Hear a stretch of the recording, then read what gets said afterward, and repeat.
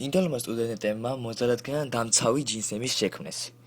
ინდოეთის ქალაქ ვარანასიში ორმა გოგონამ ქალის ჯინსების უნიკალური მოდელი ანტიმოძალადე შექმნა.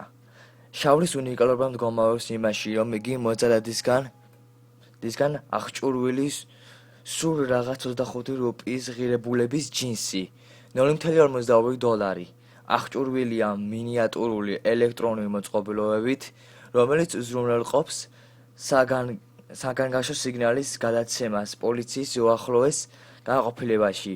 ასევე ინფორმაციის სახით ხდება იმ ქალბატონის ადგილის სამყოფელის გადაცემა, რომელიც საფრთხეშია.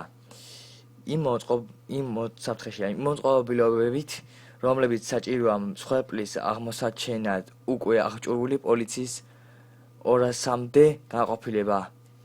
21 წლის დიქმშა პატაკმა და 23 წლის ანჯალი შრიფტმა მას შემდეგ გადაწყვიტეს შექმნათ ჯინსი ანტიმოძალადე, რაც გაიგეს, რომ ინდოეთში ყოველ 20 წუთში ხდება გაუპატიურება. ორივე გოგონა ელექტრონული კომუნიკაციის ფაკულტეტის სტუდენტია.